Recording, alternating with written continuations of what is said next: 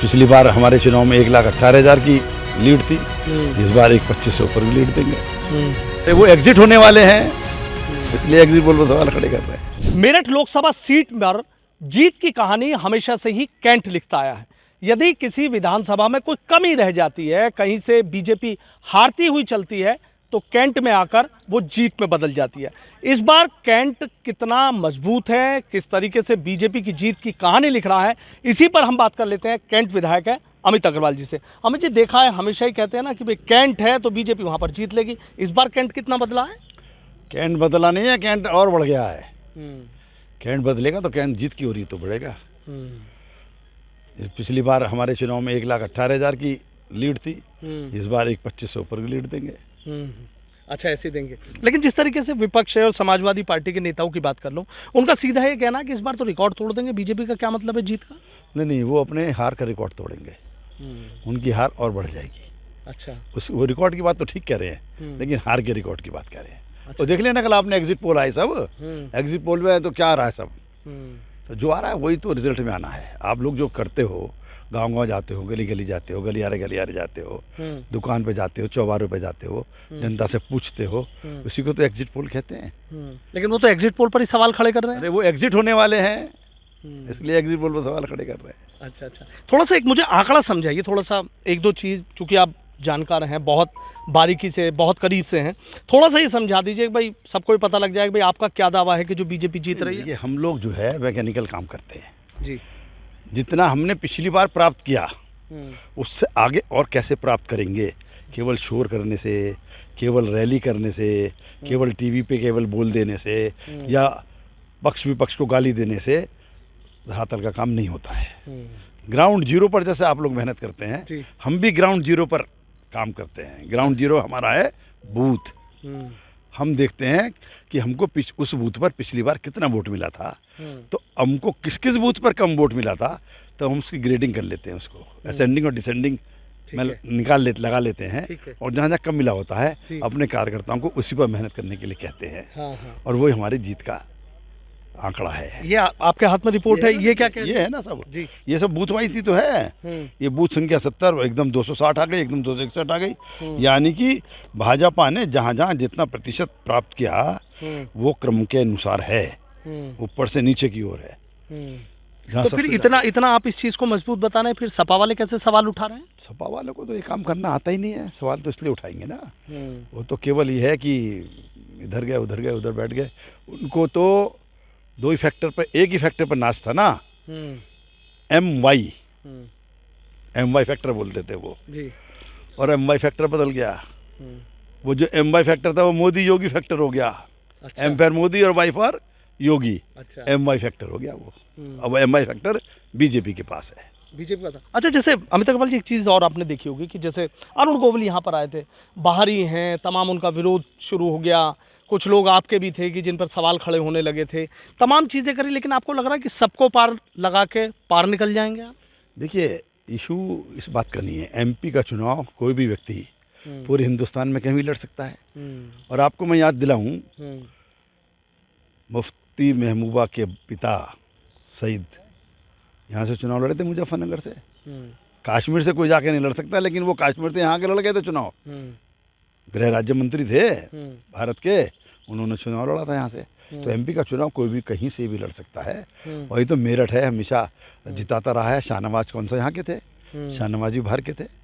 शाहनवाज यहाँ पे 2-3 बार रहे हैं MP, जब बच्चे थे तो छोटे थे तब रहे हैं। तो इसमें बाहरी कोई बात नहीं होती, सब देश के नागरिक हैं। कोई कहीं से भी चुनाव, पार्टी किसी को भी लड़ा सकती है, लड़ाती है। और मोदी जी गुजरात से आके चुनाव बनारस में लड़ रहे हैं, तो अपनी तो बाहरी की बात आ गई। वो तो यहाँ पैदा हुए हैं, यहाँ पढ़े हैं, और आदमी रोजगार के लिए जाता है बाहर। रोजगार के लिए तो जाता है ना, नौकरी के लिए भी जाता है। अब कोई व्यक्ति 22 साल की उम्र में नौकरी में लगा और 60 साल में 62 साल में रिटायर होकर आया, तो 40 साल तो बाहर रहेगा ही। और हमारे व्यापारियों की बिरादरी में तो एक बात बड़ी प्रसिद्ध है, रोजी रोटी के देश रहियो, बाप के देश मत रहियो। इसलिए सारा मारवाड़ी आपको नॉर्थ ईस्ट में मिलेगा, उड़ीसा में मिलेगा, बंगाल में मिलेगा, मद्रास में मिलेगा। तो सब व्यापार के लिए, रोजी रोटी के लिए बाहर जाते हैं। अरुण गोविल जी भी अपनी रोजी रोटी के लिए बॉम्बे गए थे। तो अरुण गोविल जी जिस उम्मीद में मेरठ आए थे, आपको लग रहा है वो उम्मीद पूरी हो रही है? अरुण गोविल जी की अपनी कोई उम्मीद नहीं थी, ये तो पार्टी की इच्छा थी कि वो यहाँ से चुनाव लड़े हैं। हाईकमान की इच्छा थी, उनको यहाँ से चुनाव लड़ाया गया। उन्होंने चुनाव लड़ा, हम लोगों ने चुनाव लड़ाया। अच्छा, कितना एक जीत का हम अंतर मान लें कि भाई एक कितनी बड़ी जीत होगी, या आपको लग रहा है कि भाई कम से कम इतनी तो जरूर होगी? देखिए 1.25 लाख की जीत तो मेरठ कैंट से पक्की है, 1,25,000 की। बहुत बड़ी जीत कह रहे हैं, बहुत बड़ी बात कह रहे नहीं हैं। नहीं, 1,18,000 तो मैं जीता हूँ, और तब मेरे हाथ जुड़े हुए थे, अब मेरे हाथ खुले हुए थे। अब मैं खुद मेहनत कर रहा था, तो कितना बड़ा अंतर पड़ेगा प्लानिंग में, लोगों को समझाने में, बड़ा फर्क आता है। हो सकता है 1,25 से भी आगे पहुंच जाए। अच्छा, और ओवरऑल अगर हम बात करें मेरठ लोकसभा की पूरी? देखिए मेरठ लोकसभा की बात करें तो विभिन्न जो हमारी विधानसभाएं हैं उनका विभिन्न विभिन्न इतिहास रहा है। कभी हम जीते हैं, कभी हम हारे हैं। हापुड़ हम कई बार से जीत रहे हैं। हम पिछली बार दक्षिण भी जीते, उससे पहले भी हम दक्षिण जीते, तो दक्षिण भी हम जीत में हैं। अच्छा, दक्षिण भी हम जीत में हैं। शहर में कभी जीत जाते हैं, कभी हार जाते हैं, तो इसलिए शहर के बारे में भी आप ये नहीं कह सकते कि हम हारी में हैं। और किठौर भी हम जीतते रहे हैं। एक बार रामकिशन वर्मा जी जीते थे, अभी त्यागी जी पिछली बार जीते थे, मात्र 2700 या 2,500 वोट से हम हारे हैं किठौर। तो ये संख्या बदलने में जब हम काम करते हैं बूथ पर, बूथ स्तर पर हम काम करते हैं, उसको देखते हैं पिछला बूथ हम क्यों हार गए थे, क्यों कम पर थे, तो उस बूथ पर भी मेहनत करता है कार्यकर्ता, फिर घर घर जाता है, गली गली जाता है, तो वो सीट निकल आती है हमारी। तो इसलिए ये नहीं कह सकते कि हमारी कोई सीट हार में है। अच्छा, मैं देख रहा हूँ शुरू से लेकर और अब तक आपने कभी एक भी बार नहीं कहा कि यहाँ कोई दिक्कत है। इतना कॉन्फिडेंस कैसे है आपको कि भाई आप बिल्कुल सीधा कह रहे हैं कि जीत ही जाएंगे, कोई दिक्कत ही नहीं है? देखिए पहले जब हम छोटे थे और हमारी पूर्ववर्ती पार्टी, हमारी पूर्ववर्ती पार्टी जनसंघ, तब हम लोग रिकॉर्ड बनाने के लिए लड़ते थे। क्या रिकॉर्ड बनाने के लिए कि इस बार पिछली बार से ज़्यादा वोट पाया,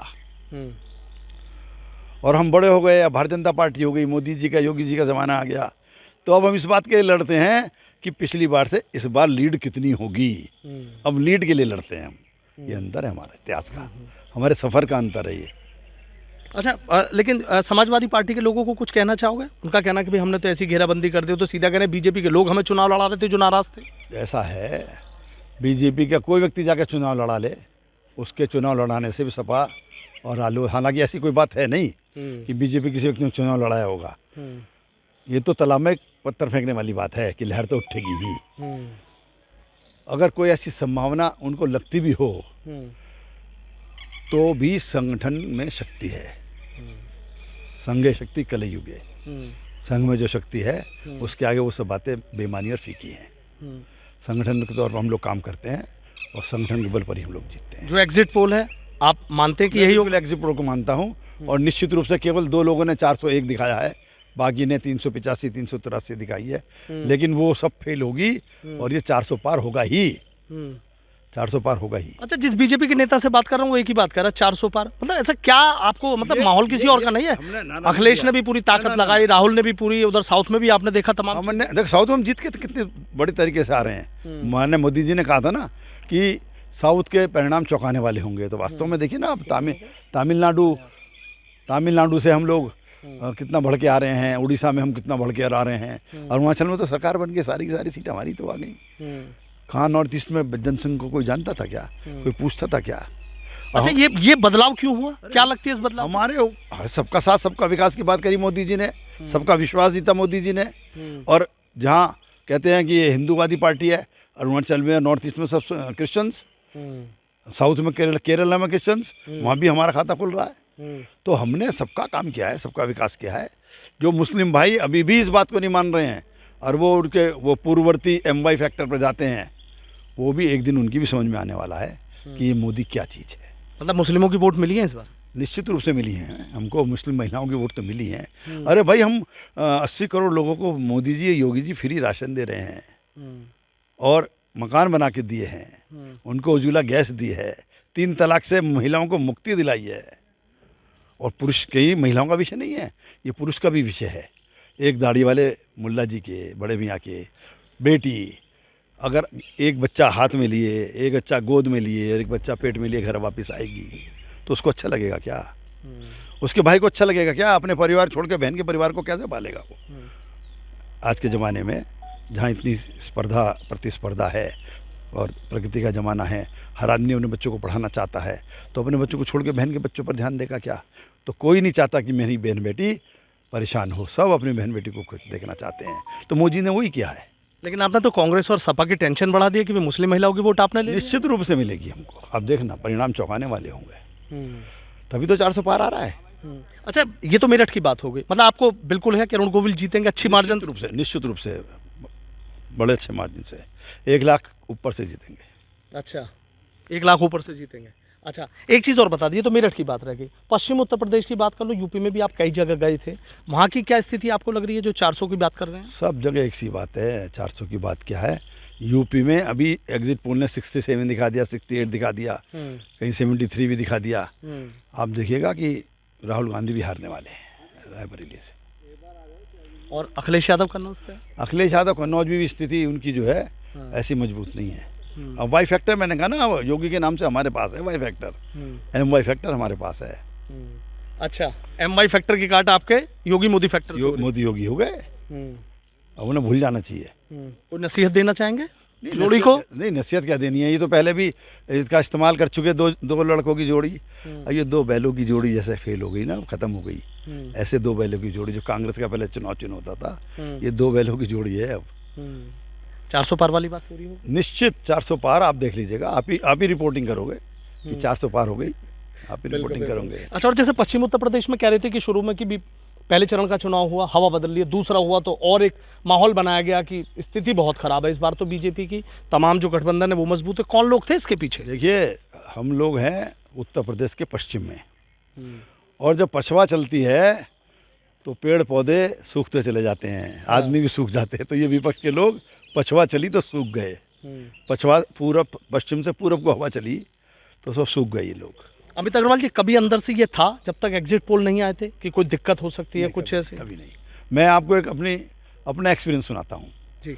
मैं मुरादाबाद में प्रभारी था 14 में, 272 प्लस का लगा था नारा, लिखा भी जाता था। मोदी जी ने, अमित शाह जी ने 272 प्लस कहा था।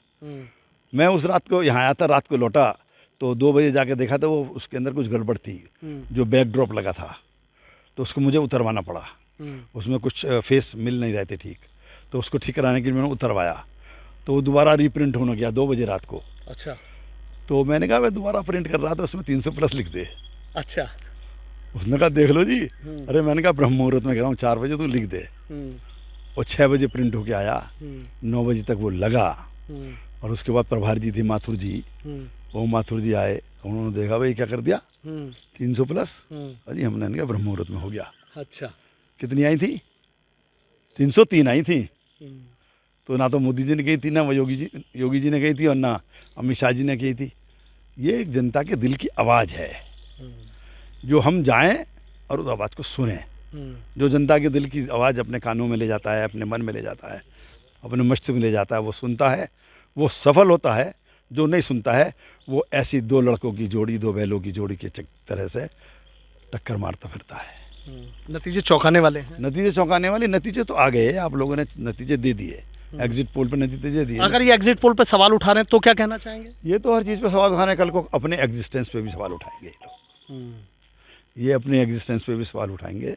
और हमें तो लगता है कि अखिलेश जी ने जैसे कोरोना में वैक्सीन का विरोध किया था, भाजपा की वैक्सीन बताई थी, लेकिन जान हर किसी को प्यारी होती है। अब्बा जान के पर्दे के पीछे बाजू ऊपर करके कुर्ते की और लगवा लाए। तो अब पर्दा तो वहाँ भी है जहाँ वोट डलती है। देश के भविष्य को देखते हुए हो सकता है कि अखिलेश यादव ने वोट मोदी जी को ही डाली हो, कमल के फूल पे डाली हो। बड़ी बात कह रहे हैं। मैं बहुत बड़ी बात नहीं, मैं वास्तविकता कह रहा हूँ आपको। हर व्यक्ति के मन में जब वो मशीन पर खड़ा होता है तो जितना भी प्रचार होता है किसी भी पार्टी का, वो उसके कानों से गायब हो जाता है। वो देश की, धर्म की, अपने बच्चों के, परिवार के भविष्य की, और वो बात सोचता है, और तब वो बटन दबाता है। और वो कुछ सेकंडों का निर्णय होता है। और वो जैसे सेकंडों में निर्णय हुआ कि वैक्सीन पिताजी की लगनी चाहिए, उम्र 70 से ऊपर है, कुछ खतरा हो गया तो क्या होगा, तो उन्होंने वैक्सीन लगवा ली। इसलिए खतरा देश को है, इसीलिए उन्होंने बटन दबाया होगा। आखिरी सवाल मेरा ये है, जिस तरीके से मेरठ में भी एक चक्रव्यूह रचा कि भाई कैसे भी हो अरुण गोविल को रोक लिया जाए, तमाम तरह की बातें करें भाई वो पर्दे के राम हैं, वैसे राम नहीं हैं, आप लग रहा है कि वो सब चीज़ें एक तरफ रह गई? देखिए, राम किसी के रुके से रुके थे क्या? राम किसी के रुकने से नहीं रुके, ये सब रचना थी। केकई भी थोड़ी उनको भेजना चाहती थी, केकई भी उनकी माँ थी, अब प्रेम करती थी, लेकिन प्रभु की रचना थी, प्रभु की रचना थी। तुलसीदास जी ने क्या कहा है, जब जब वही धर्म की हानि, बढ़े असुर अधर अभिमानी, तब तब प्रभु धरे शरीरा, विभिन्न शरीरा। तो ये सब जो कहा तुलसीदास जी ने, और तब प्रभु जो है जन्म लेते हैं किसी भी शरीर को धारण करके, और सज्जनों की पीड़ा को हर लेते हैं। तो जो सज्जन हैं वो जो हैं, जो हमारे साथ खड़े हैं, जो मोदी जी योगी के साथ खड़े हैं, वो सब सज्जन पुरुष, यानी कि जनता, उनकी पीड़ा को हरने के लिए भगवान किसी न किसी रूप में आते ही हैं। तो मोदी जी का रूप एक ऐसा ही रूप है, योगी जी का रूप एक ऐसा ही रूप है, जो जनता की सेवा करने के लिए आए हैं। ठीक है, बहुत बहुत शुक्रिया। तो देखिए, मेरठ कैंट से विधायक अमित अग्रवाल हैं, सीधा जो जीत है उसको लेकर आश्वस्त नजर आ रहे हैं और सीधा कह रहे हैं कि एग्जिट पोल बिल्कुल ठीक है, 400 पार सीटें भी आ रही हैं, कहीं किसी तरह की कोई दिक्कत नहीं है। और मेरठ में सीधा कह रहे हैं कि जो बीजेपी प्रत्याशी अरुण गोविल ने दावा कर रहे हैं कि 1 लाख से ऊपर वोटों से चुनाव जीतेंगे। Sanuj Sharma, ABP news, Meerut.